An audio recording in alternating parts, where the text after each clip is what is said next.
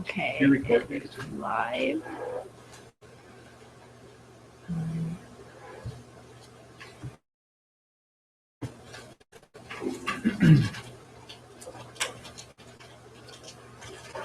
Okay. Good. Yeah. Good afternoon and welcome to the St. Croix River Association's Water Resource Forum. Today we have Randy Ferrin talking about the history of the St. Croix Basin Water Resource Planning Team. Randy is a retired hydrologist with over 33 years of service with the U.S. Forest Service and the National Park Service. His last position was the Chief of the Resource Management Division for the St. Croix National Scenic Riverway. He's been affiliated with the St. Croix Basin Team since 1994 and has been chair for nearly a decade. And he's currently the team's part-time coordinator. Please welcome Randy Ferrin to today's forum. Thank you, Don. And I'd like to remind you that this is a brown bag forum.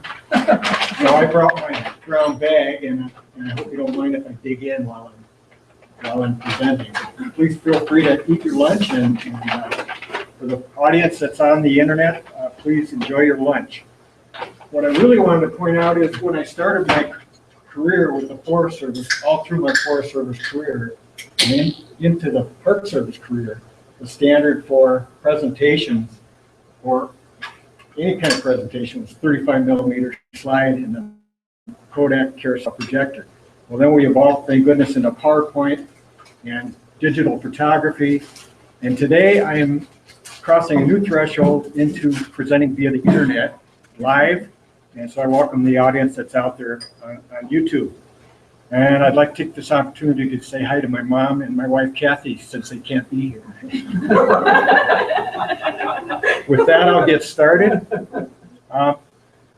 I call these slides. I don't know what you call them in PowerPoint anymore, but I call them slides. Most of the photography you see today are photographs that I took, except where otherwise noted. So if you don't enjoy my talk, I hope you at least enjoy the experience of seeing some sections of the river as we go. I'd like to start with an acknowledgement to all the past and present Basin Team members. It's really been a wonderful effort for over 20 years. We've had an incredible amount of enthusiasm and dedication and professionalism, and we've helped turn science into policy to protect water quality. So I want to thank all of our past and present Basin Team members. And I'd like to point out that it's been a grassroots effort from the beginning. Probably the idea for the Basin Team started at the worker bee level and then worked its way up through the organization. And for those of you who are surfing YouTube and happen to stumble upon this spot, and you were looking for a St. Croix island if you were looking for the St. Croix in the Caribbean or the St. Croix River in Maine, this isn't the right spot. Keep going. I'm going to talk about the St. Croix River Basin, which is a 8,000 square mile watershed that sits between the states of Wisconsin and Minnesota. 55% of the watershed's in Wisconsin, 45% in Minnesota. If it were its own state, I looked up on Wikipedia, it would be the 48th largest state, ahead of the combination of Delaware, Rhode Island, and Connecticut. It crosses three major biomes: the northern lakes and forests, the north central hardwoods forest, and the western corn belt plains in the southern part of the watershed. At the heart of the basin is a park, a national park, the St. Croix National Scenic Riverway, and it is designated as one of the original 8 components of the Wild and Scenic Rivers Act, and it includes the Namakagon River, totally in Wisconsin. This classification only offers a very thin ribbon of protection, and either side of its boundary, anywhere from 440 feet to up to a quarter mile.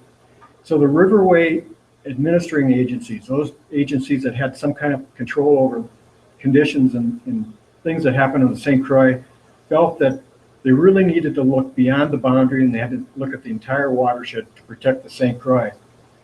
So those agencies initiated a cooperative agreement in 1993, and they agreed in that to form a basin team, to formulate a protection plan, to cooperate with the U.S. Geological Survey, develop a plan of study, and coordinate monitoring, and act as a public forum. And I think you'll see as I go through my talk that we pretty much accomplished all of those original intents of the basin team. So the original signing members were the National Park Service, St. Croix National Scenic Riverway, Wisconsin DNR, Minnesota DNR, Minnesota Pollution Control Agency, and at the time the Minnesota-Wisconsin Boundary Area Commission, which no longer exists, but they facilitated the process. And again, I mentioned that it was a grassroots effort, but it was signed off on at a pretty high level. The superintendent of the Riverway, Tony Anderson, signed it. The commissioner of Minnesota DNR, Rod Sandow, signed it. The deputy commissioner of the Pollution Control Agency signed it, Ann Blumick, and the secretary of the Department of Natural Resources in Wisconsin signed it, George Meyer. From day one, we've been open to any organization, agency that has an interest in protecting the St. Croix, and it soon grew to include the U.S. Geological Survey, Met Council Environmental Services, the St. Croix Watershed Research Station, the St. Croix River Association, the University of Wisconsin Extension, and a number of county soil and water agencies, and especially Chisago County, Polk County, St. Croix County, and Washington County. The soil and water agencies or organizations within those counties have been active partners. And I'd like to point out our chair is here today, Jerry Spetzman, who works for Chisago County, and I want to welcome him specifically. And other partners have been involved as issues evolved. There we go. University of Minnesota was involved early on, and I'll discuss that in a few minutes. Corps of Engineers has been involved for some special studies. So it's really dependent on what issues were out there that who came to the table. One of our first accomplishments was to convince the U.S. Geological Survey to include the St. Croix in its National Water Quality Assessment Program. This was a nationwide program looking at select watersheds, and we were really fortunate to have St. Croix included because it meant we would get a solid foundation of water quality information to build our efforts on. Under the leadership of Jim Harrison from the Boundary Area Commission, the Basin team crafted a very detailed study plan, and it had a really ambitious list of things it wanted to look at. I won't read them all, but I want to point out that nutrients is certainly one of those, point sources, monitoring, impoundments, all an ambitious list of things that were going to be studied. At the same time, the National Park Service was undertaking a water resource management plan specifically for the St. Croix. Any water-based park in national park needs to have a water resource management plan if it wants to get funding from the Water Resource Division of the Park Service. So the St. Croix contracted with the University of Minnesota, Professor Jim Perry, and his graduate student, Kerry Holmberg, to develop this management plan. And to kick that off, in 1995, we held a 2-day workshop and overnight retreat at Wilder Forest. And we got people together to talk about the issues that are facing the St. Croix and where are the information sources. And we came up with a list of about 110 different issues. And we went through a ranking procedure. You know, we can't tackle all 110 issues. What are the top 10 or so issues? And the issue that rose to the top was nutrient loading, especially phosphorus. And second to that was sediment loading, ammonia impacts to biota, the need for a monitoring program, the effects of dams, and the cumulative impacts from development. So the Water Resource Management Plan was released in 1997, and at the heart of I won't read all of these, but at the heart of the management plan are the project statements. Those are the documents that we use to formulate funding requests to the Water Resource Division. So you'll notice that sediment nutrient studies were at the top, but there were a variety of studies And the Riverway was very successful in attracting a lot of funding in the first 10 or so years of the life of the management of the Water Resource Management Plan. And we were fortunate that we had good partners across the river at the U.S. Geological Survey office in Mounds View. So because of the Basin Team and the Water Resource Management Plan, we were able to leverage a lot of funding. All right, back to the nutrient issue. The Basin Team said, well, how are we going to tackle this? It's a two-state issue. We got just different water quality standards on each side of the river, at different point source standards. So let's form a nutrient subcommittee. And Bud Sorge was either volunteered or was elected chair. And we met on a fairly frequent basis to wrestle with this issue. And we didn't really seem to get anywhere. We thought, well, at least we ought to establish some kind of interim goal. And we said, well, how about no net increase? So the point sources that were coming in for new permits or updated permits, we asked them voluntarily to hold their phosphorus effluent loads to what they currently had. And we had pretty good compliance with that voluntary request. And again, this was a grassroots effort. We didn't really have top buy-in from any of the agencies, but it seemed to work. And as a side note here, a historical note, the Basin Team hired its first full-time coordinator in 1999 through a grant from Metropolitan Council. And for a short time, that was Randy Thorson with the Park Service, and then it was Pam Davis, another graduate student from Jim Perry's program over at the University of Minnesota. So Pam Davis has served as a full-time coordinator until nearly 2005. So one of her first jobs was to assist Rita O'Connell from PCA to develop a monitoring plan. And that monitoring plan was the product of the nutrient subcommittee and Rita and Pam Davis. And what we built on the earlier NACO work, National Water Quality Assessment work, we had tributary monitoring on 17 sites, 10 main stem sites, 6 citizen sites on Lake St. Croix, and all of the point sources in the basin agreed to monitor their effluents. So it was a tremendous effort by the point sources in the basin. And then we had, coincidentally, the Basin Team really had nothing to do with this, but we were very fortunate that it was happening. The St. Croix Watershed Research Station was doing sediment core work in Lake St. Croix, and they were taking these long sediment cores out of the bottom of Lake St. Croix, and then through a very sophisticated analysis process, reconstructing the phosphorus history. And this is one of 2 graph slides that I'm going to show you, I promise.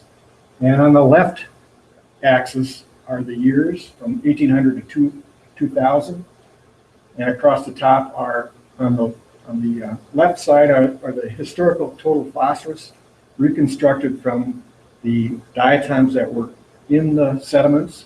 And you'll notice it was a 2-fold increase in total phosphorus since pre-European settlement. And at the same time, there was a 5.5-fold increase in productivity as measured by the amount of diatoms that were in the sediment. So other studies that were going on at the same time were a trend analysis, looking at the existing data that we had, what's happening as far as phosphorus and nitrogen. We looked at the data from the tributary loading studies that were part of that 1999 monitoring program. We looked at the data that came out of the point sources, and we also had a special point source study that the St. Croix Watershed Research Station conducted. We had some U.S. Geological Survey modeling work done, modeling the response of reducing phosphorus in Lake St. Croix. We had the data from the volunteer monitoring program, and we had the SWOT modeling effort. And then we went through a goal setting scenario. What if? What if we did this? What if we did that? What would we achieve? And by the way, all of our important documents that the Basin Team has developed reside at the PCA's website, and I'll show that website on my last slide. But we came up with a summary report in 2005, but before that, we went through that goal setting scenario, and we decided that we wanted to go back to the conditions that existed in about 1940. And if you look at the slide, things were just starting to heat up, but it didn't bring it back to pre-European settlement. You know, we know we could never get that far back, but we wanted to go at least back to the 1940s and the conditions that existed then. So the goal meant that we'd have to reduce by 100 metric tons, which was about 20%. And that was announced at our annual conference, and I'll discuss the annual conference later, but that was announced at our 2004 conference, and most of the papers that I talked about, the studies, were highlighted during that conference. Again, this was a grassroots effort. We set the goal at the worker bee level, and then slowly worked its way up through the agencies, the PCA and the Wisconsin DNR. And at our 2006 conference, some high-ranking people showed up to sign a nutrient agreement between the two states, included Bill Smith, who represented the Secretary of Wisconsin DNR, and Cheryl Corrigan, who was the Commissioner of the Minnesota Pollution Control Agency. In that agreement, it said that they accept and endorse the Basin Team's goal of 20% reduction, and then it had 4 specific points that it wanted to address. And it includes standards, a loading study, an implementation plan, a monitoring and assessment, and staff and funding support. And I underlined those because that now became the new structure for our Basin Team subcommittees. We converted the nutrient subcommittee to the implementation team, and the water quality standards was a new subcommittee, monitoring and assessment, and the funding subcommittee. All right, fast forward a couple more years, and through some water quality analysis by Kent Johnson from Met Council and Steve Weiss from MPCA, they convinced the Basin Team, and we convinced the state agencies that Lake St. Croix was impaired because of phosphorus. And the 2 states agreed to that, and they forwarded that impairment declaration to the EPA, and it was accepted. The impaired is under the Clean Water Act. It's a special section of the Clean Water Act, and it means that you now have to conduct, and my friend Dan is going to faint, but you have to conduct a total maximum daily load study to allocate where that phosphorus is going to work. Well, I'll move on. This slide is about 2 years worth of work summarized in just a few words. TMDL is a very complicated process. Let's just say it determines the sources and amounts of phosphorus, and it allocates loading of phosphorus and reductions, and then it calls for the development of an implementation plan. How are you going to achieve this? So the TMDL was finished in 2012, and the implementation plan in 2013. Now we knew where that phosphorus was going to have to come from, and just so happens that 3 western Wisconsin counties that border the river, Polk, St. Croix, and Burnett, and the 3 Minnesota counties that border the river, Pine, Chisago, and Washington, where the bulk of the phosphorus was going to have to be coming from. We also have a chart that shows which watersheds that reduction has to come from, but I couldn't copy that. I couldn't pull it off the TMDL document, so I could only pilfer this one. So how are we going to get this done? Well, on the ground, it's going to have to be the local agency staff. They're going to have to be the leaders in implementation and or reduction strategies. And this is going to include things like farmer-led councils, discovery farm projects, the projects that SCRA is sponsoring through MPCA pass-through, land conservancy efforts. And then I really want to emphasize the work that the counties are doing as far as agricultural and stormwater best management practices, and their work in restoration and stabilization. A lot of work getting done on the ground. Yesterday we had a meeting of the county staff, and we learned about the work in Chisago County, stabilizing gullies, and it's just a tremendous project in achieving some pretty significant reductions in phosphorus. So the implementation subcommittee will continue to track this progress, which is very difficult to track because lots of good things going on out there, but tough to track. How are we going to make our goal? Can we track it? It's going to be a tough job. And that subcommittee will also provide oversight to assist the counties as needed. And the monitoring and assessment subcommittee will continue its annual coordination of monitoring to make sure that there's no overlap in monitoring sites and to make the most efficient use of monitoring dollars. You know, the wish list would be monitor everywhere, but you can't do that. You have to be pretty strategic in where you monitor. So the monitoring assessment subcommittee met recently, and they agreed that they would rewrite the monitoring plan and bring it more up to date. They've done it. They've looked at it annually to make sure that there's no overlap in who's doing what. And now they're going to take a wholesale look at rewriting it.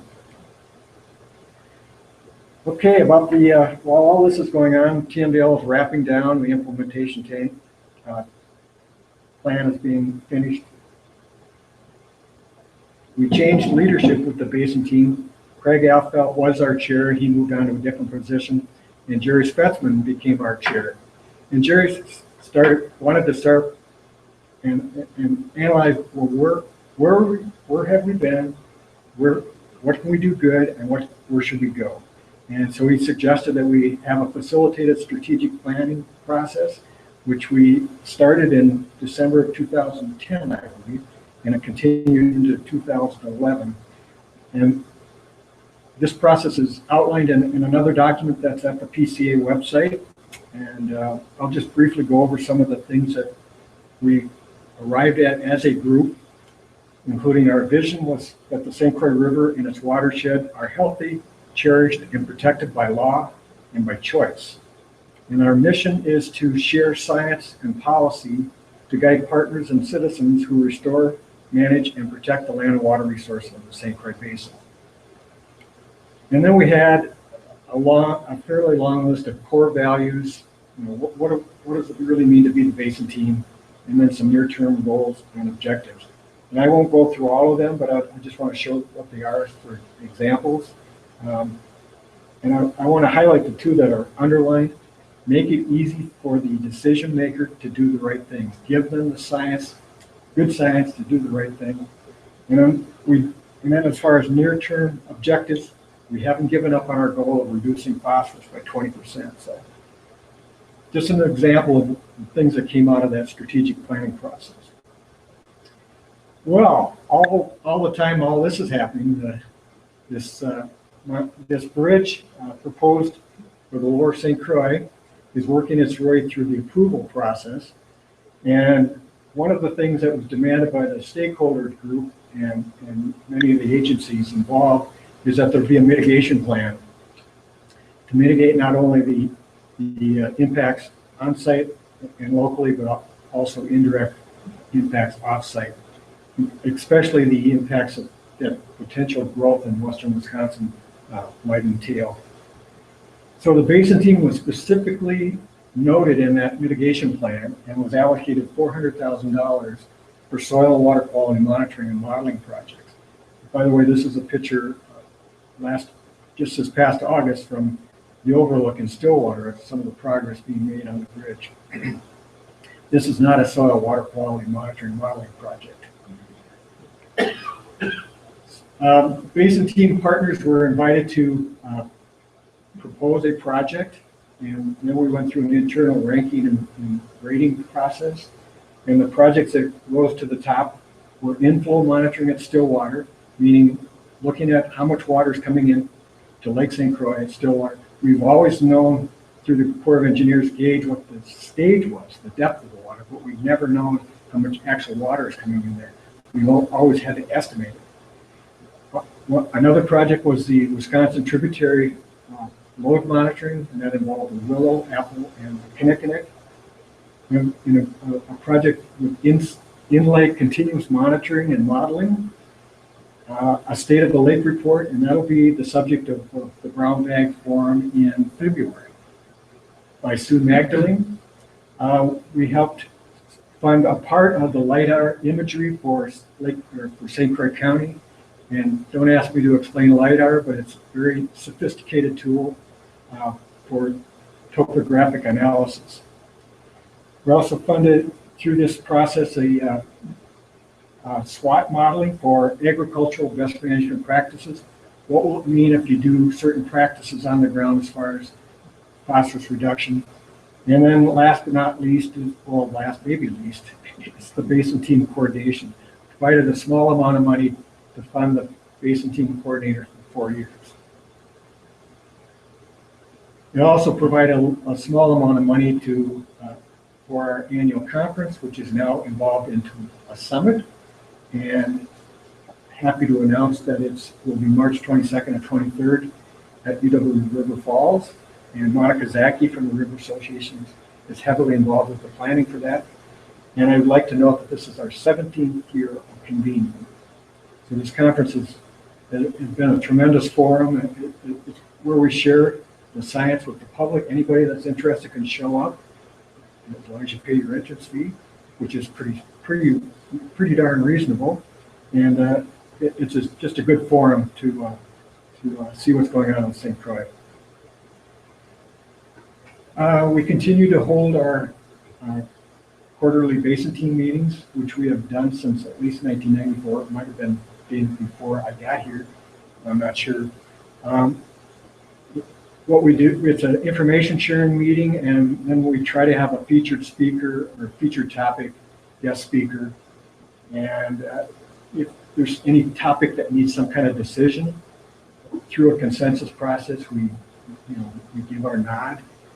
We don't follow Robert's Rules of Order. We're a consensus group, and it's worked fine from day one, and I think it'll continue to work just fine. One of the things we try to do every year is a river inspection tour, usually by canoe, but occasionally by pontoon. And this year's June outing after our Basin Team meeting. And never does somebody leave the river without a smile. There's always, everybody has a good time. We get to see parts of the river that we're trying to protect. And we track some old faces and some new faces every year. So there's some repeat offenders here and some new faces. So what challenges are ahead? Well, certainly tracking the progress of the phosphorus reduction ranks right up there. Meeting that 2020 reduction goal, that's going to be a challenge. We admit it. Land use conversions, especially in western Wisconsin, are going to be a challenge. And also up in the northern part of the watershed, where forests are being proposed to be converted into agricultural lands. Nitrogen loading is increasingly an issue. We're going to have to change the public's behavior as far as water quality. We're going to have to get larger buy-in. That it's all of our problem, not the person downstream, the person upstream. It's all of our problem. Aquatic invasive species, long-term funding. We heard it several times yesterday from the county leaders that they need sustainable, stable funding to get people out on the ground to get the job done. And then finally, climate change is going to be a challenge. What are these outrageous precipitation events meaning as far as water quality and things and conditions in St. Croix? I forgot to mention earlier, we have an emerging threats and opportunities subcommittee that meets periodically to address, to kind of keep on the radar what's coming up and to alert the Basin Team if anything needs any kind of action. So with that, that's a fast wrap up of what we've been doing for the last 20 some years. And again, at the bottom is the website for the PCA, where you can find the documents that have come out of the St. Croix Basin Team's efforts. So thank you for your interest and attendance.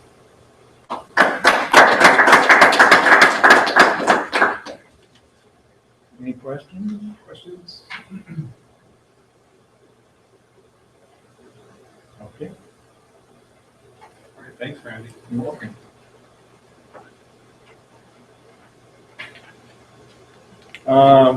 Our next forum will be on Thursday, December the 17th.